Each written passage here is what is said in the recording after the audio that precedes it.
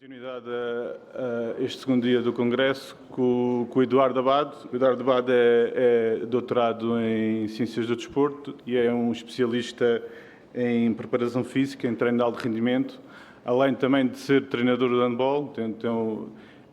Teve também já muitos anos como treinador de handball, por isso é um expert nesta matéria, colabora connosco nos cursos de treinadores nesta área, agora mais na área do grau 3 e no grau 4, e é um expert de uma pessoa que partilha esta área de uma forma muito simples, mas de uma forma muito inteligente. Eduardo, muito obrigado e passo-te a palavra. Obrigado, Marco. Ora, bom dia a todos. Começo naturalmente por agradecer o convite que foi endereçado pela Federação de Handball de Portugal, em particular ao Marco e ao Luís. É sempre um gosto de partilhar estes fóruns com eles e convosco. É um gosto redobrado estar aqui porque estou numa casa que fez parte durante muitos anos do meu percurso académico e também do meu percurso profissional, porque vejo caras conhecidas, porque vamos falar de treino com gente que está na prática, os treinadores são aqueles que trazem sempre as questões mais pertinentes para a discussão, isso é sempre de salutar, espero que no final isso possa acontecer.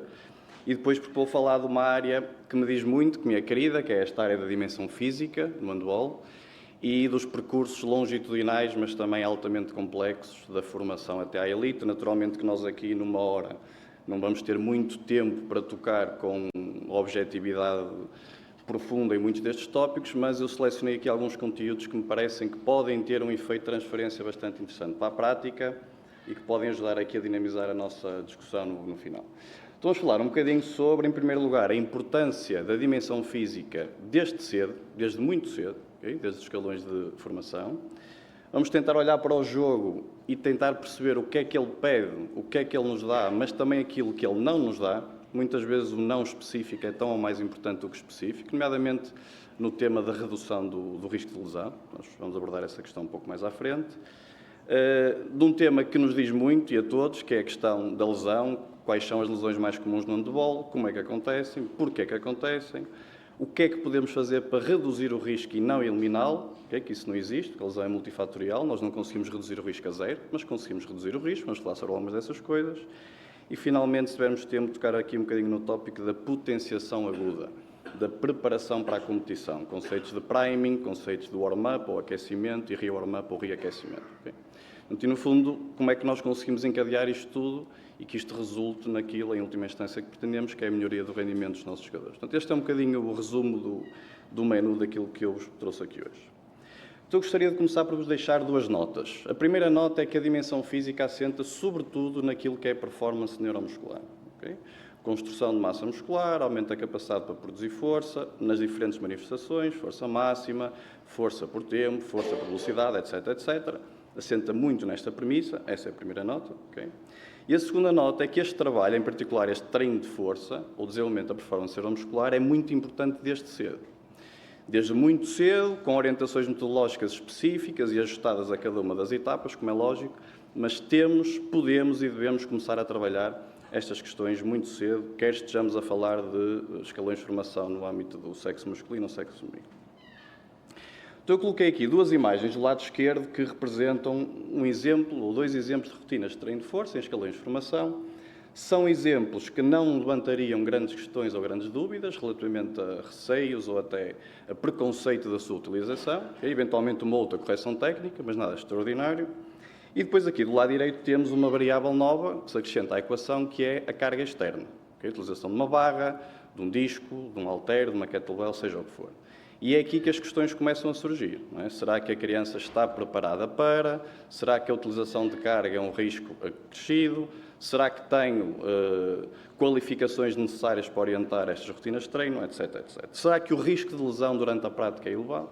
Okay? São questões legítimas, mas legítimas que esbarram de uma forma praticamente consensual naquilo que a literatura nos diz. E a literatura diz-nos uma coisa muito simples, que o treino de força em crianças e jovens, e já podemos falar um bocadinho da questão das idades, que eu sei que é uma questão que surge frequentemente, não só é seguro, como é eficiente. É eficiente numa perspectiva de melhoria da saúde global, mas também é eficiente numa perspectiva da melhoria do rendimento e da redução do risco de lesão.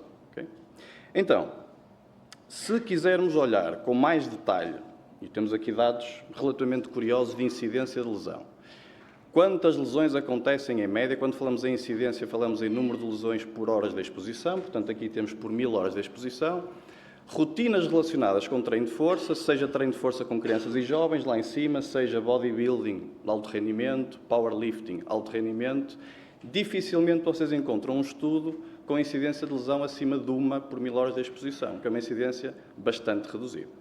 Se compararmos isto com o handball, temos uma incidência de lesão de aproximadamente 10 lesões por 1000 horas de exposição. Ou seja, na prática, isto de uma forma bastante superficial, como é lógico, é muito mais arriscado, em termos de ocorrência de lesão, jogar ou treinar handball, do que o treino mais analítico no contexto destas rotinas de treino de força.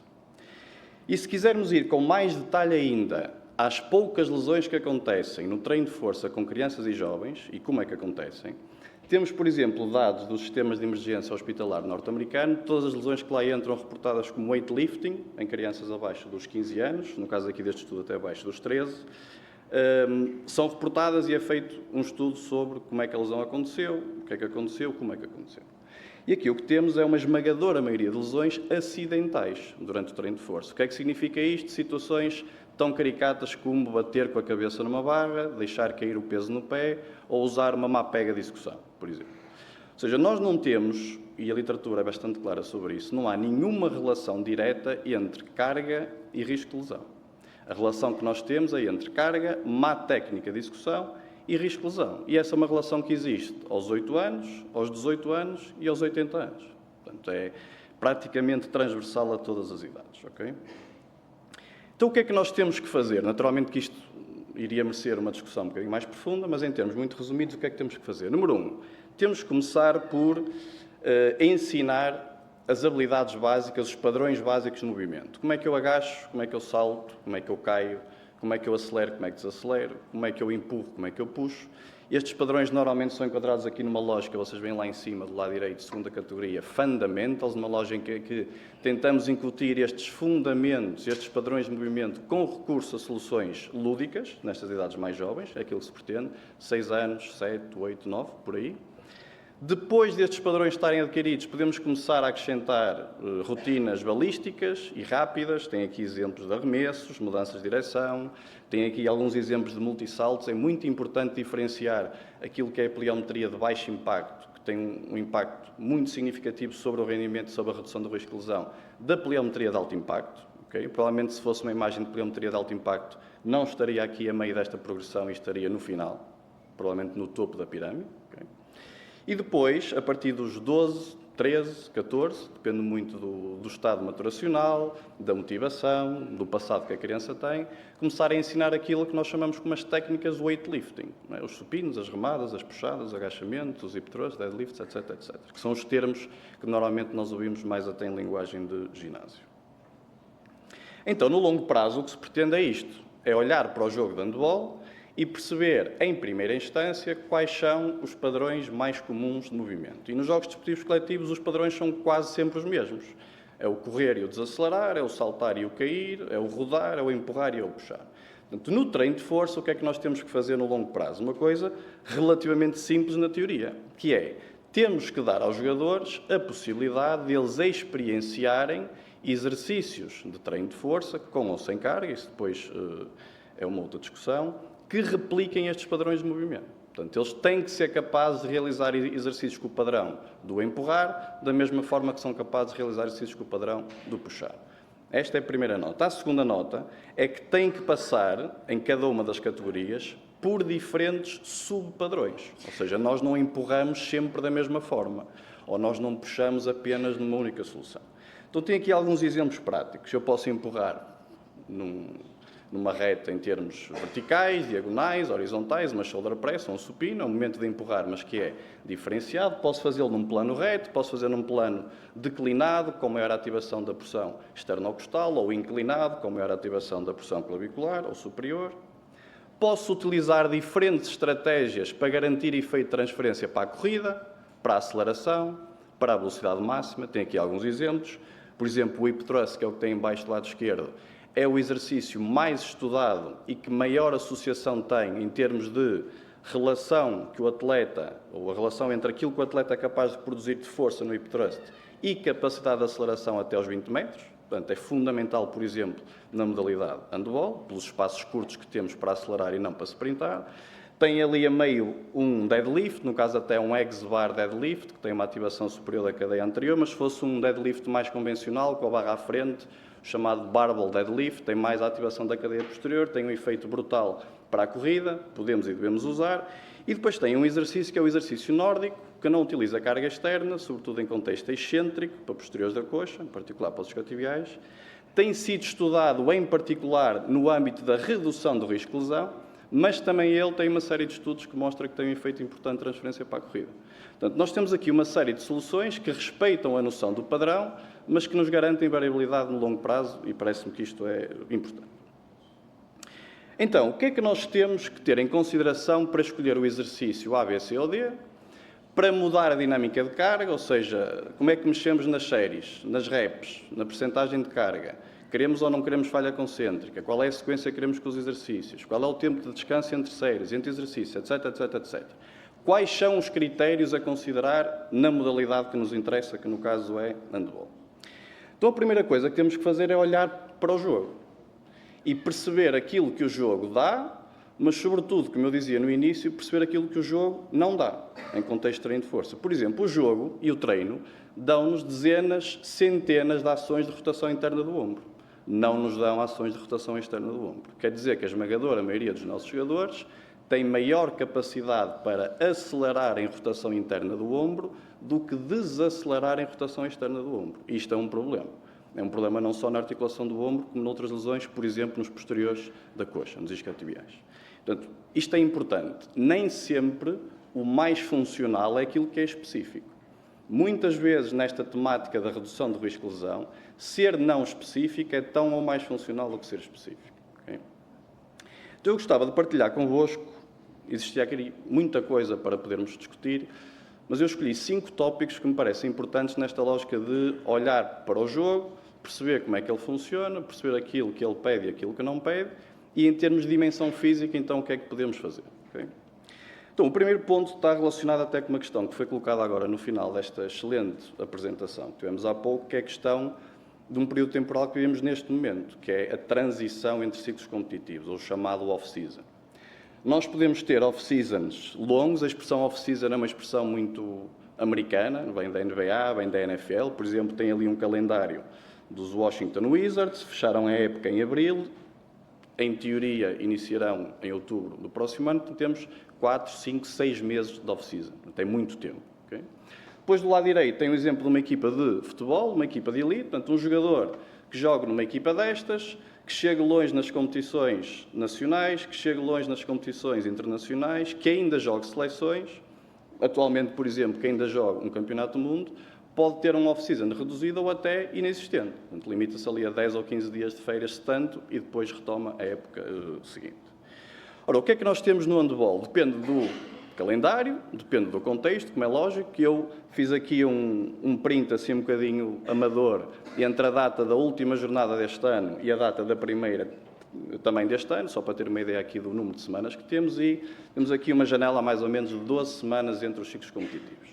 Ora, estas 12 semanas podem ser interpretadas de forma a olharmos para isto de uma perspectiva de copo meio vazio ou de copo meio cheio. O copo meio vazio é o seguinte: 12 semanas, ou 10, ou 8, é muito tempo de inatividade. Okay? É muito tempo de destreino, com cessação ou redução da carga de treino, e isso pode ser um problema. Esta é uma perspectiva. A segunda perspectiva é 12 semanas representam uma janela de oportunidade brutal para resolver uma série de coisas que, por exemplo, durante o período competitivo não conseguimos resolver. E então, neste contexto, nós temos uma definição que não vou explorar muito, mas que é teórica, que diz-nos que, teórica, mas com base em dados práticos, como é lógico, que o destreino de curto prazo, ou seja, quando nós reduzimos carga ou cessassamos carga, quando estamos numa janela de 2 ou 4 semanas, isso é algo que não nos preocupa no sentido em que, na dimensão física, redução da aptidão cardiorrespiratória, redução da performance neuromuscular, não é algo muito significativo. Mas quando passamos as 4 semanas, a partir daí, naturalmente que há aqui uma variabilidade interindividual grande, como é lógico, mas a partir daí podemos ter uma redução bastante significativa de, por exemplo, da capacidade para produzir força e da capacidade para produzir força rápida, potência, não é? Que é aquilo depois em que o jogo de handball se concretiza. Ora, a última vez que nós tivemos um período de destreino praticamente impossível de colmatar, não é? Onde até o recurso ao treino coletivo era quase impossível, foi no lockdown, no Covid. Nós temos aqui dados da Bundesliga de futebol. O que é que nós temos aqui? Temos, antes do lockdown, uma incidência de lesão de aproximadamente 0,27 lesões por jogo, que é uma incidência relativamente baixa, e depois, após 8 semanas de lockdown, tivemos uma incidência bastante superior, quase perto de uma lesão por jogo, que é muito significativo. Okay? O que é que aconteceu depois? Com o acumular das jornadas, portanto, jornada 1 a 3, 4 a 6 e 7 a 9, o que é que aconteceu? Uma diminuição em escada da incidência de lesão. E porquê é que isto acontece? Porque os jogadores foram expostos, novamente, a uma carga crónica longitudinal que tem um efeito protetivo. Okay? Por isso, aqui os estudos da UEFA sugerem, isto é com base em equipas que participam, por exemplo, Liga Europa e Champions League, que quanto mais cedo ou quantas mais unidades de treino de pré-época nós tivermos, menor é a incidência de lesões de severidade superior. Ou seja, a lesão pode acontecer, vai acontecer, mas o tempo de paragem tende a ser menor. Ou seja, parece haver aqui uma relação, não temos dados no handball, mas a partir de outras modalidades, entre um efeito protetivo que temos da participação precoce nestes off-seasons e na pré-época, e depois a severidade de lesão. Mas uma questão bastante relevante neste contexto é quem é que temos à nossa frente. Okay?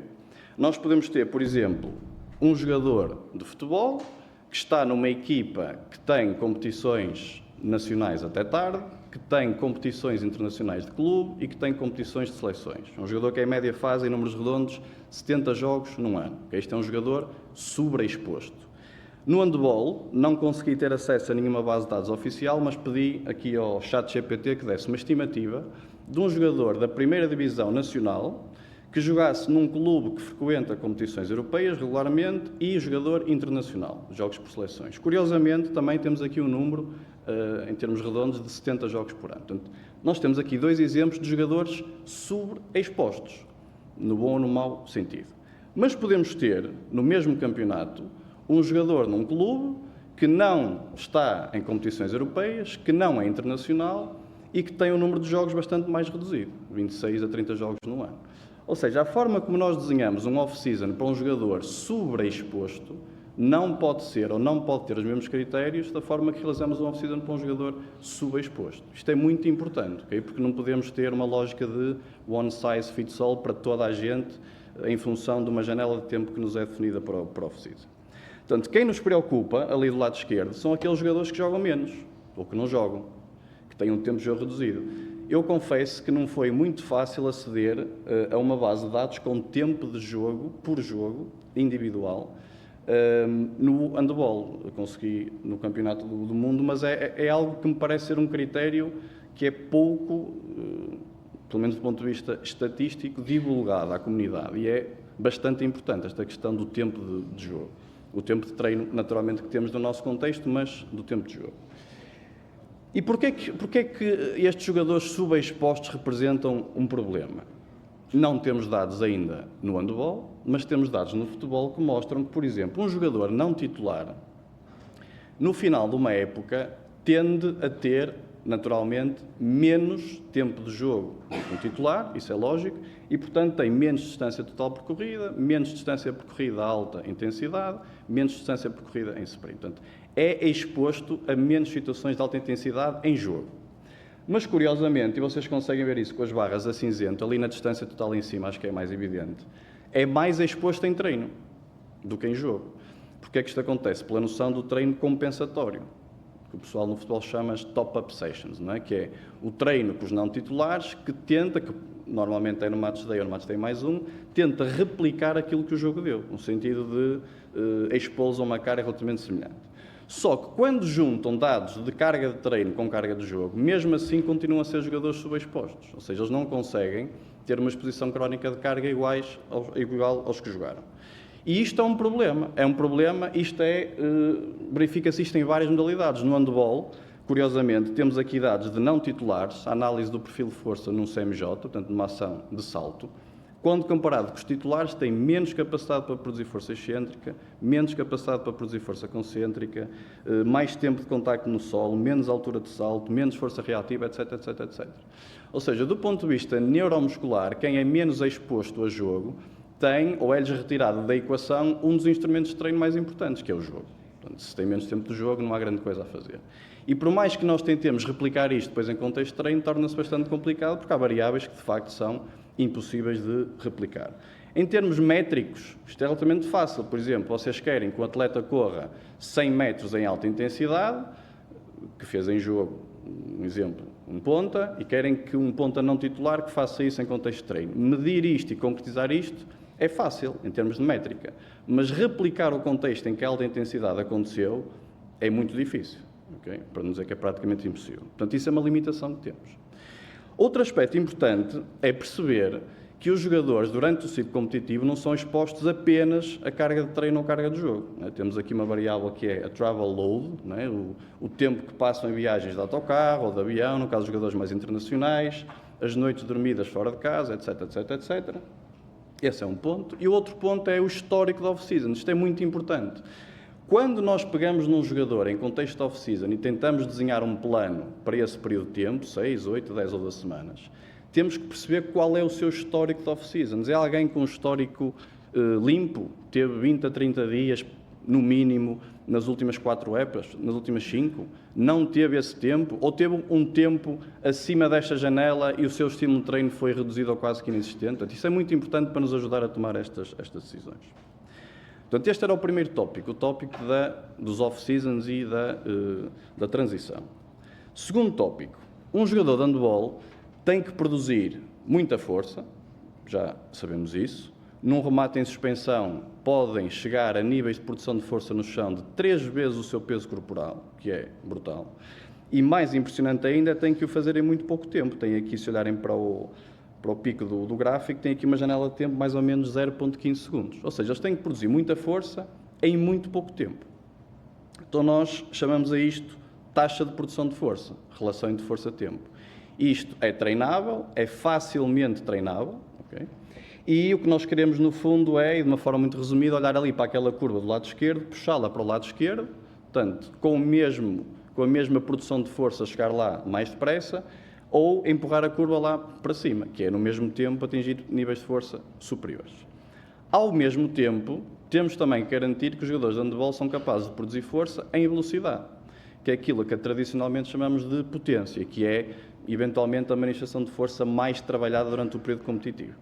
E por essa razão eu gostava que olhassem para estes 2 gráficos do lado direito para chamar a atenção de 2 coisas importantes. A primeira é que eu coloquei ali a seta vermelha para identificar o gráfico dos jogadores de handball. Por exemplo, um jogador de handball, em média, no agachamento, pode precisar de cerca de 60% de uma RM para atingir aquilo que se chama o Peak Power Output, a produção máxima de potência nesse movimento, nesse exercício. Mas se olharem para o supino, a seta já aparece um bocadinho mais atrás. Portanto, precisa de uma percentagem de carga, em média, de 30% a 40% de uma RM.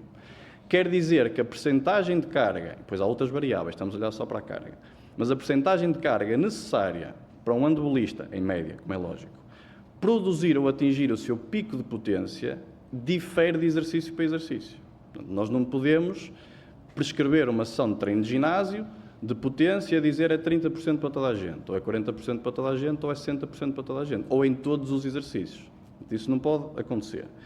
O segundo aspecto tem a ver com isto. É que a produção de potência também difere, por exemplo, de modalidade para modalidade. No mesmo exercício, no supino, tem aqui valores médios do jogador de handball a rondar os 40% e de um middle distance runner, portanto um corredor de meio fundo e fundo, com uma percentagem um bocadinho superior.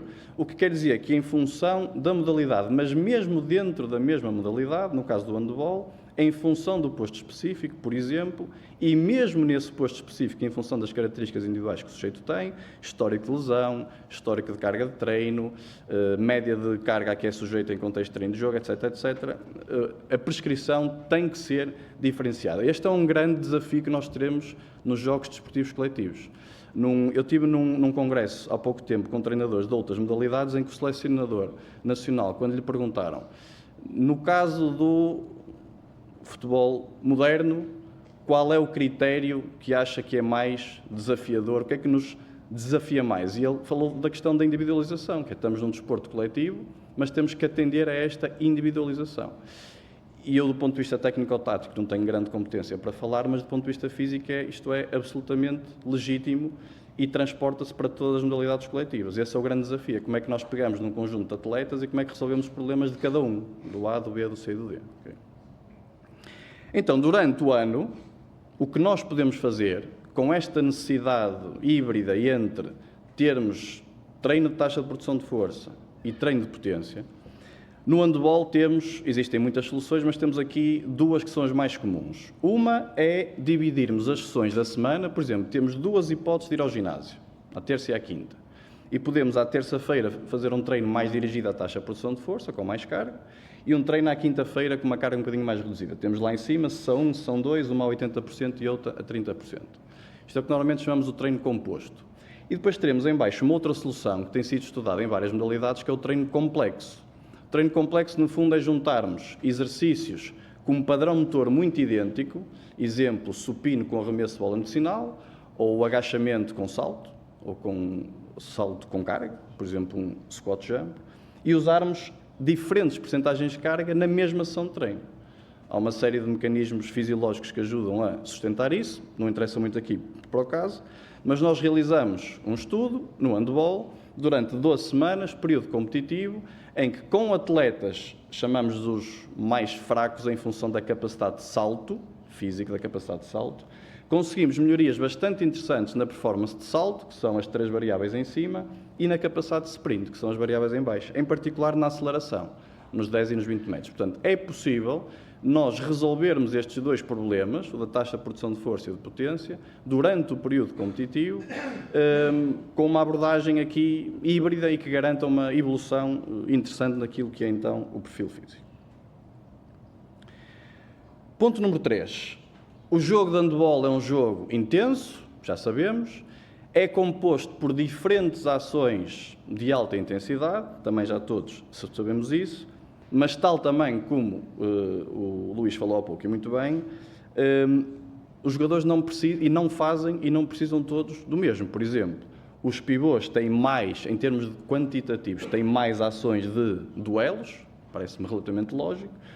Os primeiras linhas, os centrais e os laterais têm mais ações de impulsão vertical, de aceleração, de desaceleração, mas os pontas, por exemplo, têm mais ações de sprints, não apenas em quantidade, mas também em distância percorrida em alta intensidade. E que alta intensidade é esta? Os dados que nós temos no handball neste momento é para valores num limiar superior na casa de 24 a 28 km por hora, que são valores bastante interessantes numa perspectiva de aceleração, que é o que se consegue ter no handball. Ora, o que é importante aqui perceber é que um jogador que corre a 28 km por hora não tem os mesmos requisitos do ponto de vista neuromuscular de um jogador que corre a 21, a 22, a 23. É muito diferente.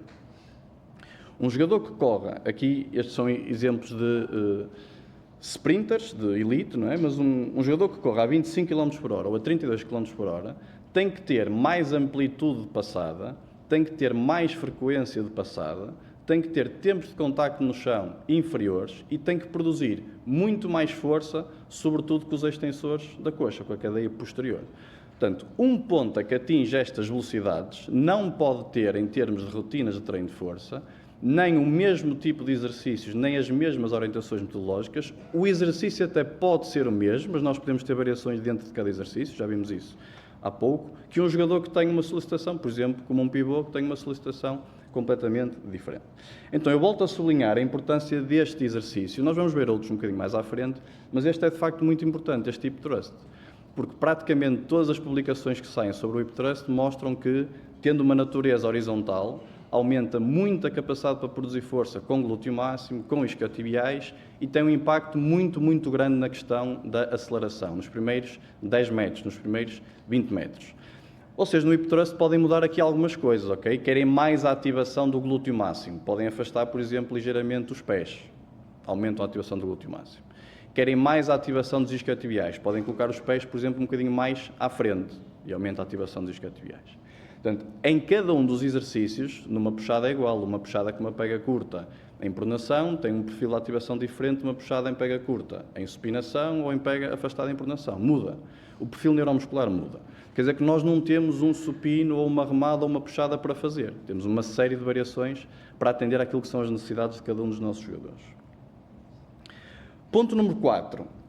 O handebolista remata a velocidades extremamente elevadas, okay? 135, 140 km por hora.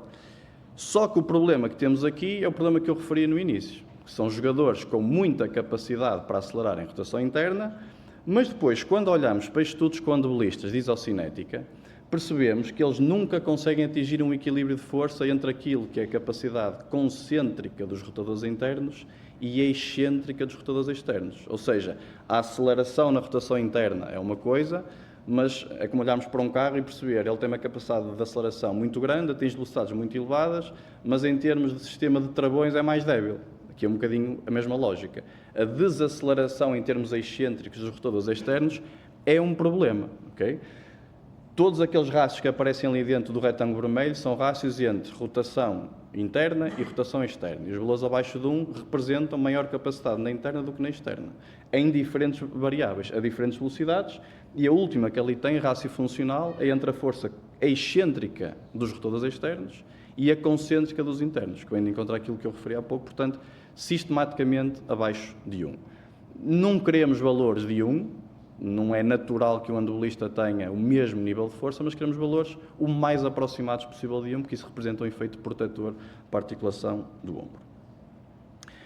Ponto número 5, provavelmente aquele onde vamos despender aqui mais algum tempo, que é o mais complexo, mas se calhar também aquele que vos diz mais, que é a questão das lesões.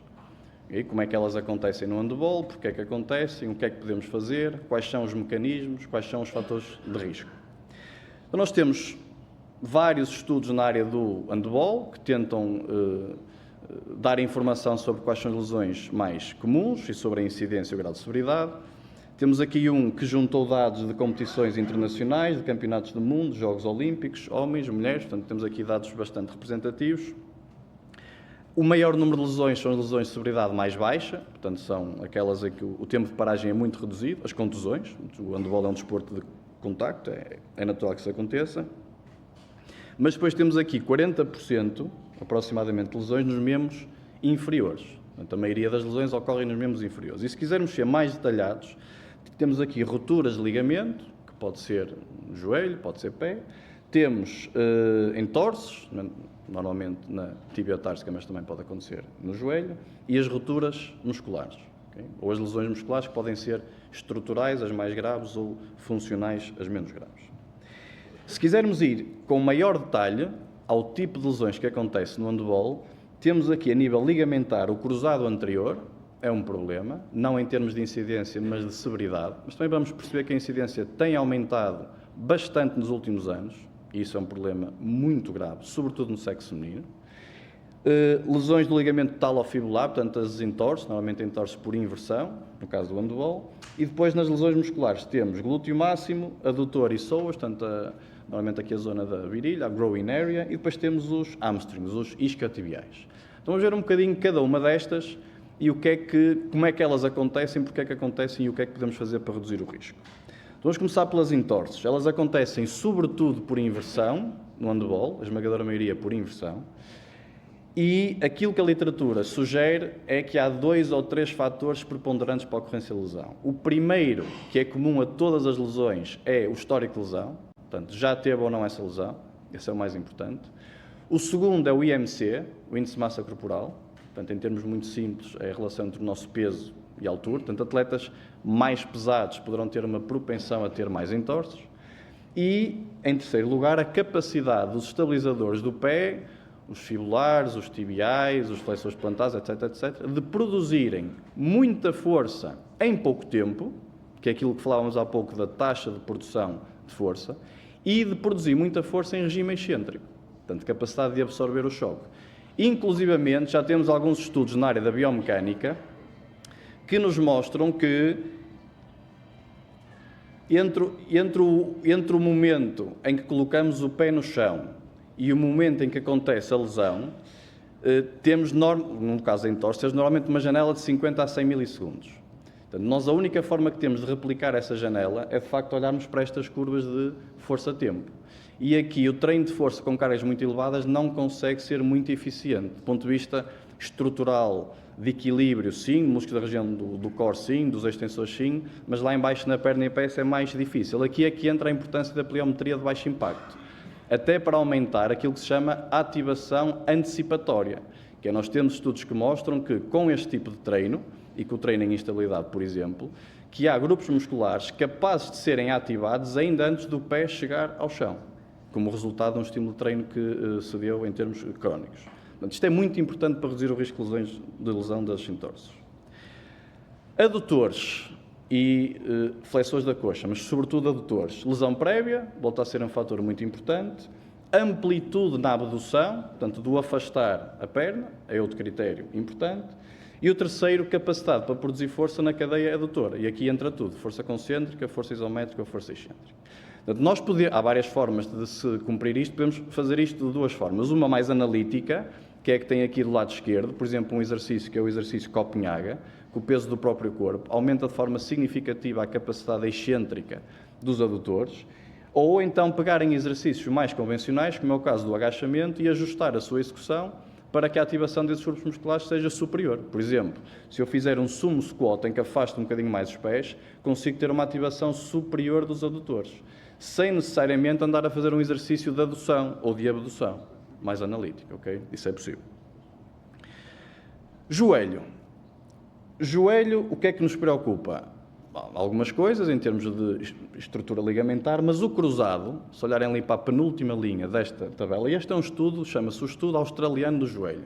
Durante 20 anos reuniu dados de mais de 200 mil lesões, portanto é muito representativo. Não apenas no handball, portanto até de pessoas que praticam atividade física por recreação, junta tudo aqui. O que é que nós temos? As cores mais escuras, aquele vermelho na penúltima linha, mostram que, por exemplo, no lado das raparigas, entre os 5 e os 14 anos, temos um aumento de incidência de lesão nos últimos anos de 10%, todos os anos.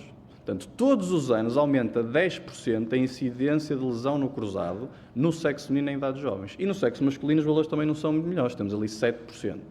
Portanto, quer dizer que há aqui algo que nos tem que preocupar e tem que nos preocupar desde muito cedo. Okay? Portanto, este não é um problema exclusivo do handball. Curiosamente, isto existe em várias modalidades. Quanto mais elevado é o patamar competitivo, portanto, na teoria as equipas estão melhor preparadas para, mais lesões temos do cruzado. Por exemplo, a incidência de lesão do cruzado é maior na primeira Bundesliga do que na segunda Bundesliga. Isto são dados de 6 anos ou 7 anos. Okay? O dobro. No futebol acontece exatamente a mesma coisa. Por exemplo, as 4 melhores equipas da Liga A, da Série A, têm uma incidência de lesão do cruzado superior às restantes. Isto são também dados de 7 anos. Ora, isto pode acontecer por várias razões. Porque são equipas com jogadores internacionais, que fazem mais jogos, equipas que chegam mais longe nas competições, quer nacionais, quer internacionais, portanto, além de mais jogos, têm menos tempo de recuperação. E um outro dado muito interessante é que são equipas que têm no seu ADN, vamos chamar assim, ações de jogo mais intensas ou mais agressivas, não sei bem como é que lhe hei de chamar. E essas ações são altamente representativas do mecanismo de lesão. Por exemplo, no futebol, as ações de pressing, as ações de cobertura, são ações onde, em termos de análise de vídeo, nós conseguimos perceber que a lesão do cruzado acontece frequentemente. E no handball, os 2 mecanismos, neste momento, este já é um estudo com alguns anos, mas neste momento que saibamos, os 2 mecanismos mais comuns de lesão do cruzado são a ação de mudança de direção, do lado esquerdo, e do lado direito, recepção ao solo após remate em suspensão. Em ambos os cenários, há aqui 2 ou 3 fatores muito importantes e que tendem a acontecer em cadeia.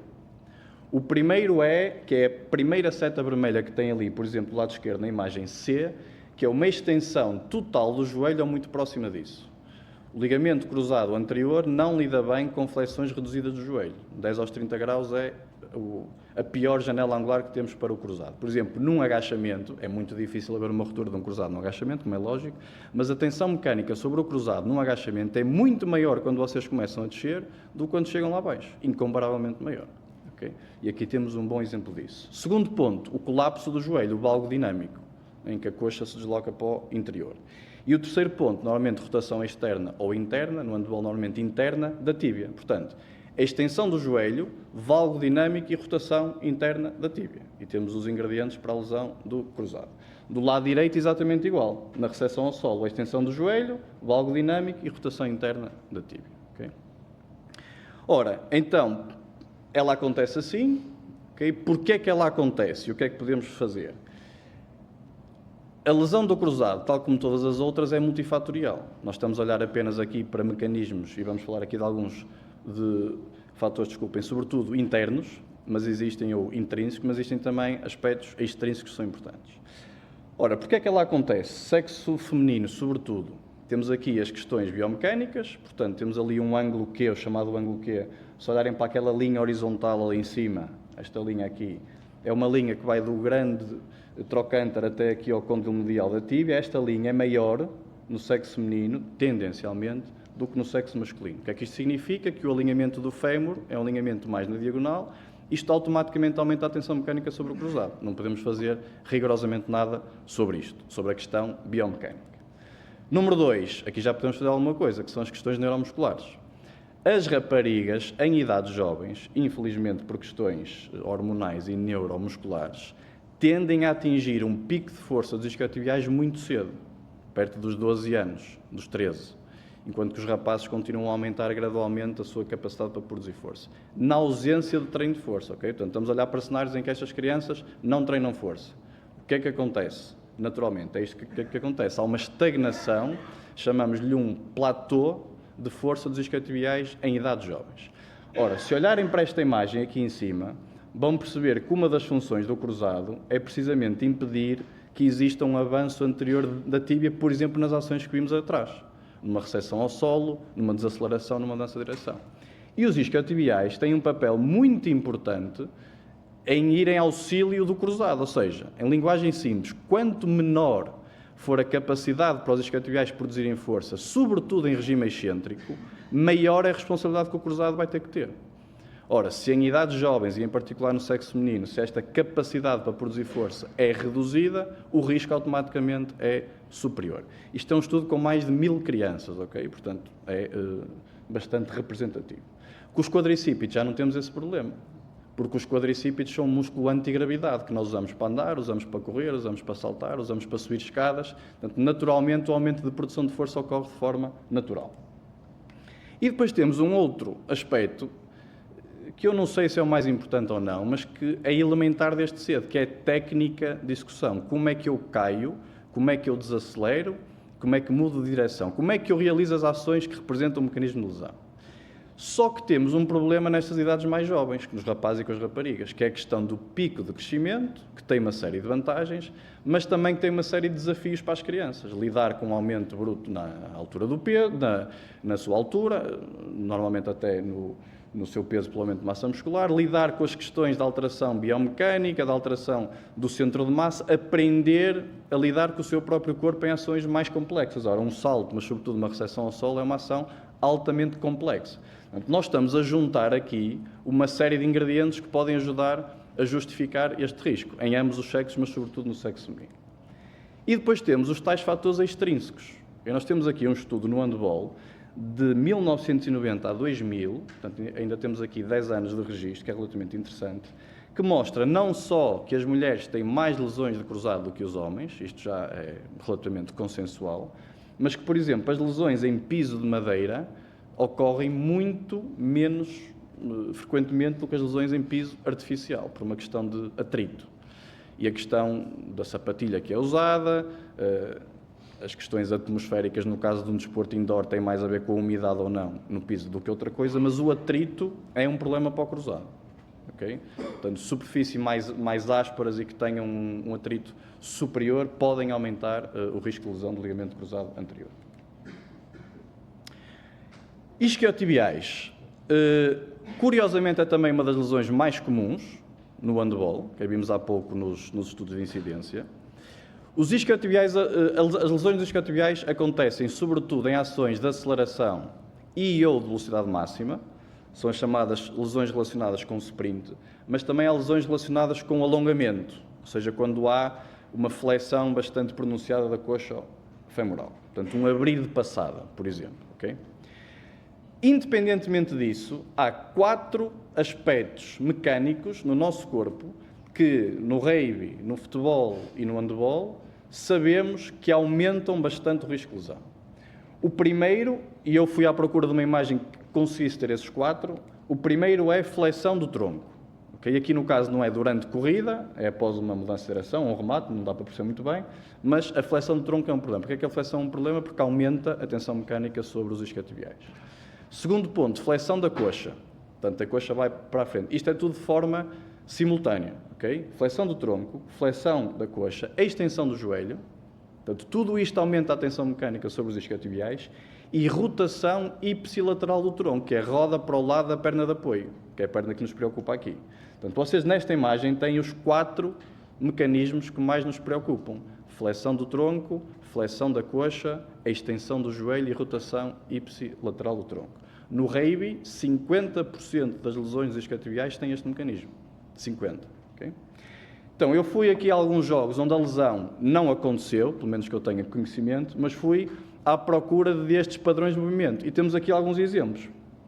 Por exemplo, após o 1 contra 1, ligeira flexão do tronco, flexão da coxa, extensão do joelho. Isto quer dizer que se ele cumprir cumulativamente os 4 fatores que se vai lesionar? Não, como é lógico. Mas a questão do aumento de risco é uma questão de probabilidade, certo? Aqui uma que não é tanto relacionada com a questão do sprint, mas do tal stretch, do alongamento, não é? A abertura da passada. Não há flexão do tronco, mas há a flexão da coxa e a extensão do joelho. E a situação mais comum, que é após atingir a velocidade máxima, após a aceleração, onde aqui normalmente temos flexão do tronco, flexão da coxa, extensão do joelho e ligeira rotação ipsilateral. Ora, há muita coisa para ter em consideração numa perspectiva de redução do risco, como é lógico. Mas eu pus aqui estas 2 imagens só para se perceber que não é assim tão difícil replicar o mecanismo de lesão. Por exemplo, replicar o mecanismo de lesão do cruzado é realizar mudanças de direção e ações de recepção ao solo. É assim que ela acontece, é assim que a replicamos.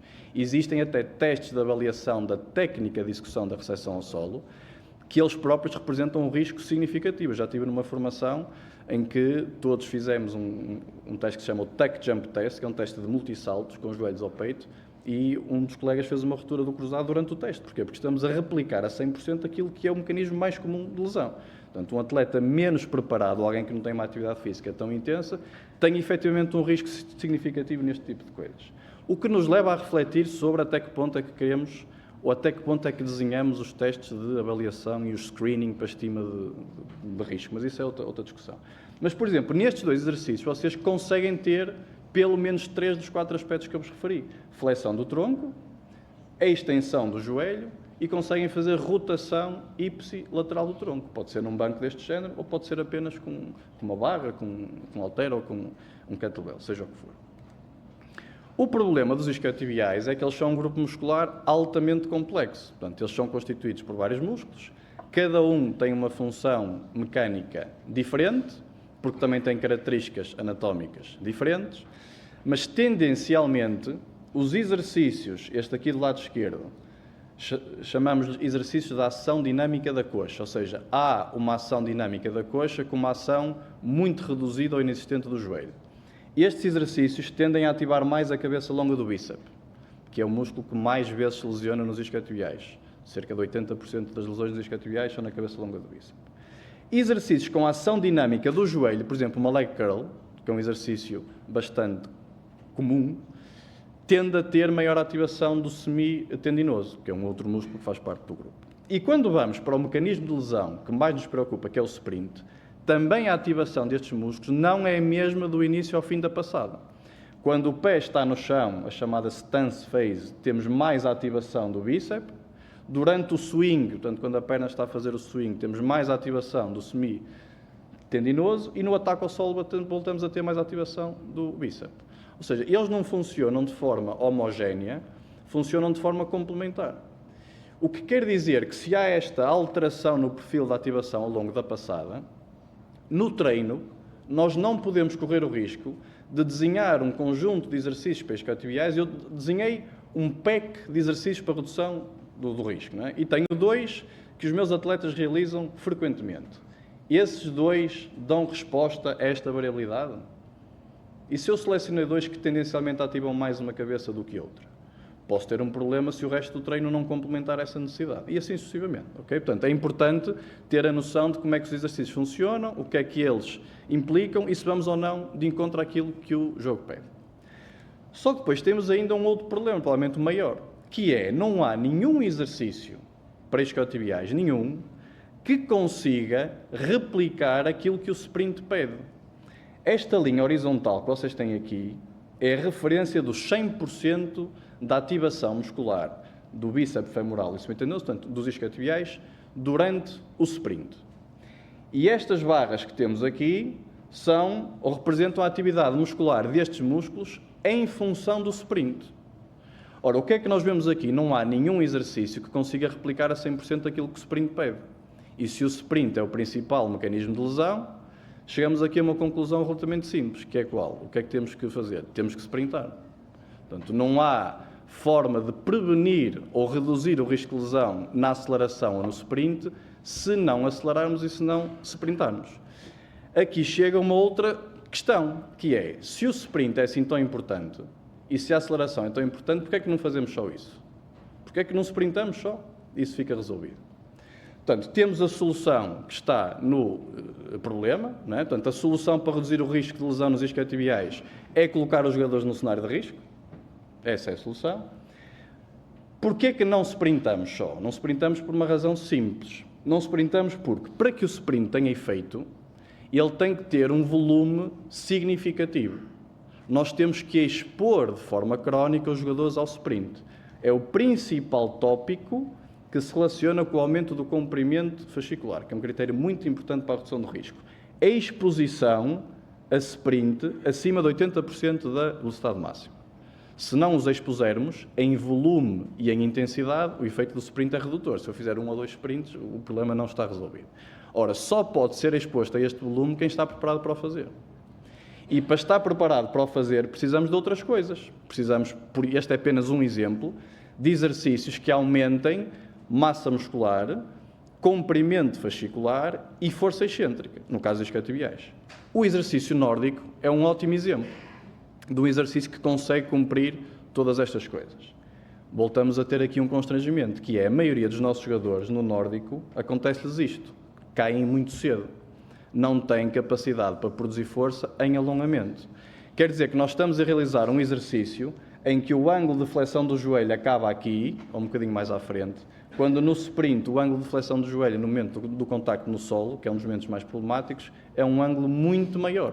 Portanto, eu não estou a replicar isso. Portanto, temos que arranjar estratégias para ajudar os jogadores a chegar mais longe em termos de amplitude.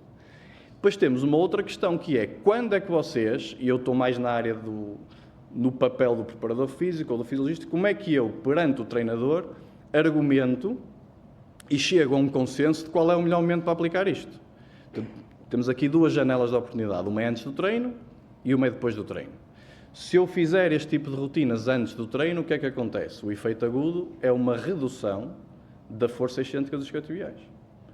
E se eu assim vou colocar os atletas em treino em cenários de risco, atividades de pliometria de alto impacto, acelerações, velocidade máxima, mudança de direção, eu, na minha cabeça, utilizei um exercício de redução do risco, mas na prática aumentei o risco de lesão durante o treino. No handball não existem dados, mas no futebol o aumento das lesões nos isquiotibiais em treino é superior do que em jogo, nos últimos anos. Não é que existam mais lesões em treino do que em jogo, há mais em jogo, mas o aumento de lesões tem sido maior em treino do que em jogo. E esta pode ser uma das razões. Se eu realizar depois, então, isto é tudo uma questão de custo-benefício. Okay? Se eu realizar depois, o que é que acontece? Não há nenhuma interferência naquilo que é o treino, portanto, em 90% das situações é isto que vai acontecer, mas temos que compreender que em fadiga os jogadores perdem sobretudo amplitude. Portanto, se eles já caíam cedo, vão cair mais cedo ainda. Portanto, e este é outro aspecto que temos que ter em consideração. Portanto, nós temos 6 minutos, eu vou tentar ser o mais rápido possível, que este é o último tópico. Até pensei em não abordar esta questão, mas depois achei que fosse um aspecto bastante prático e que nos acontece todos os dias, no caso do handball, de outras modalidades, que é a questão da preparação para a competição, da potenciação aguda. Okay? Então, nós temos aqui 3 conceitos relacionados com a preparação para a competição. Temos o conceito do priming, que normalmente é o conceito do treino horas antes do jogo. Temos o conceito do warm-up, do aquecimento, temos o conceito do re-warm-up. Ora, em termos muito simples, em que é que se baseia isto da potenciação aguda? De um ponto de vista teórico e simplista. O que eu faço no momento A, quero melhorar o rendimento dos jogadores no momento B. É isto, não é? Portanto, aquilo que eu faço no aquecimento para o jogo tem como grande objetivo melhorar a predisposição dos jogadores para o jogo, numa janela curta.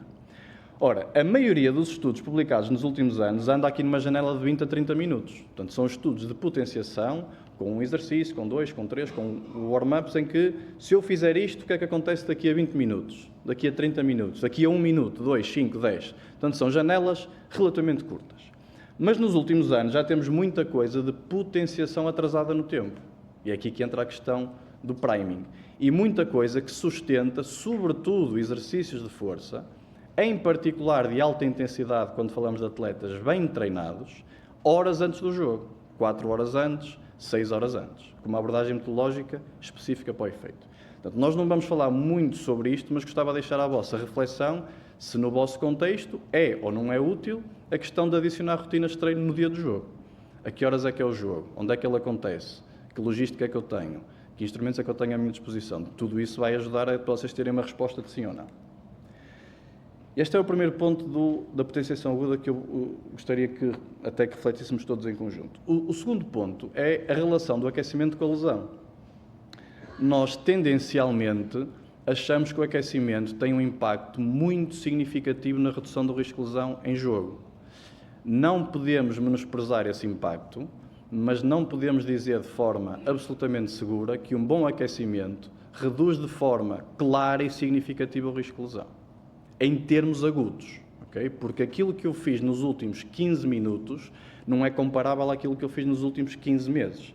O risco de lesão está muito mais dependente da carga crónica a que o jogador é exposto do que aquilo que ele acabou de fazer. Embora aquilo que ele acabou de fazer terá certamente um peso que não conseguimos medir, 20%, 30%, 40%, na redução do risco. Mas terá um peso muito maior na predisposição para a competição, quanto mais não seja pelo aumento da temperatura muscular e pelo aumento da capacidade para se produzir força.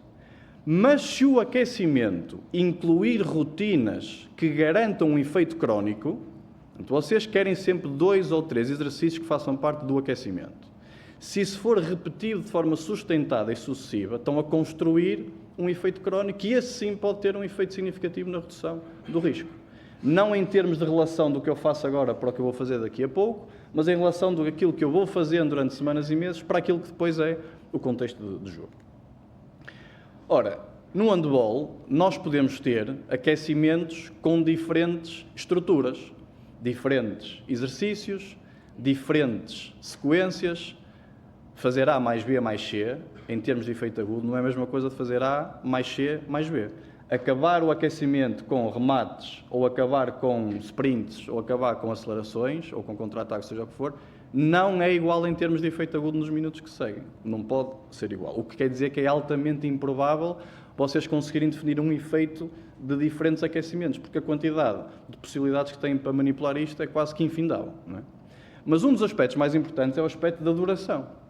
Vocês podem ter o mesmo aquecimento com uma duração longa, cerca de 34 minutos, ou com uma duração curta, cerca de 17 minutos.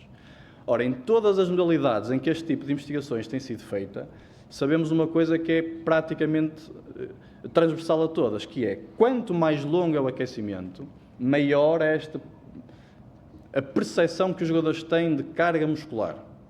Okay?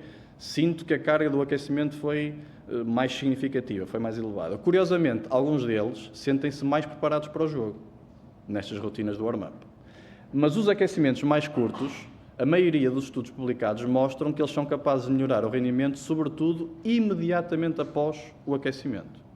Portanto, aquilo que nós temos que pensar é, o vosso aquecimento, no contexto das vossas competições, acaba ou não perto do início do jogo.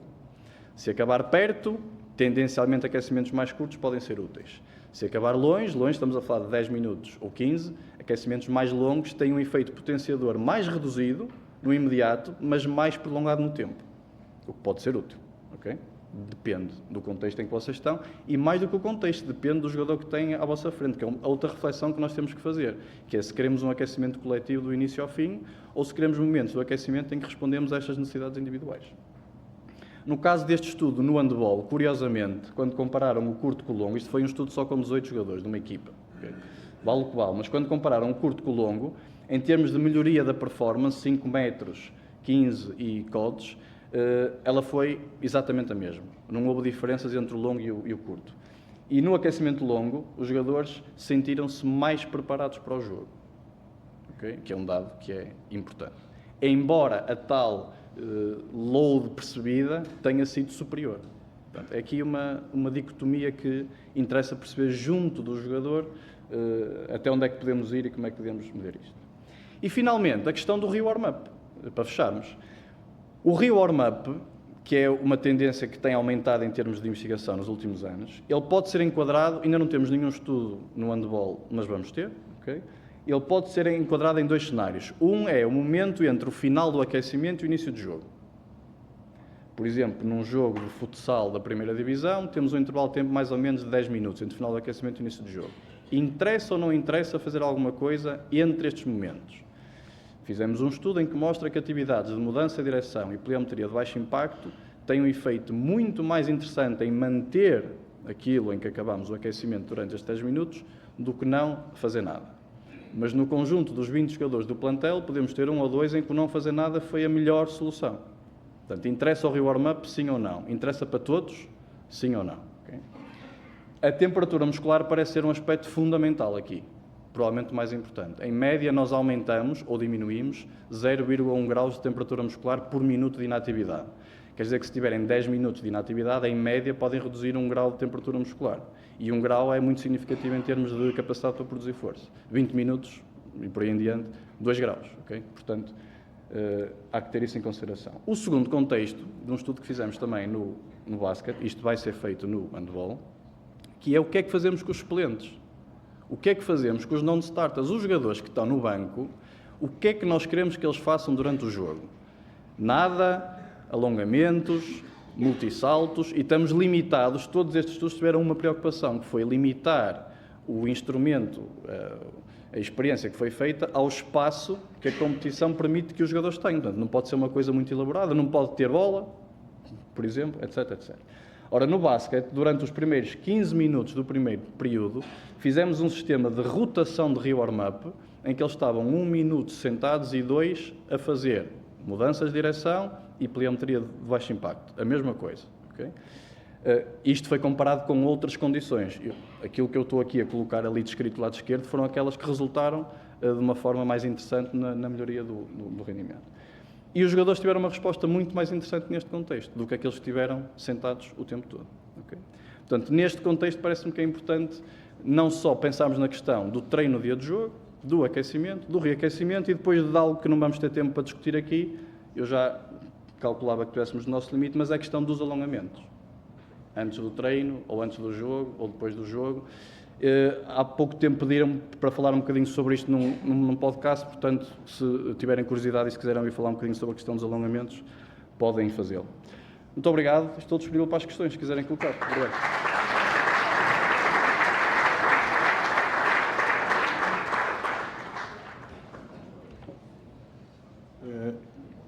Eduardo, como estamos um bocadinho atrasados, eu vou sugerir que agora vamos fazer um coffee break e se alguém tiver questões, venham cá falar com o Eduardo e dessa forma fazemos a resposta. Vamos então avançar para um coffee break. Peço-vos que regressem ao meio-dia para começarmos a hora e para terminarmos a hora, está bem? Até já.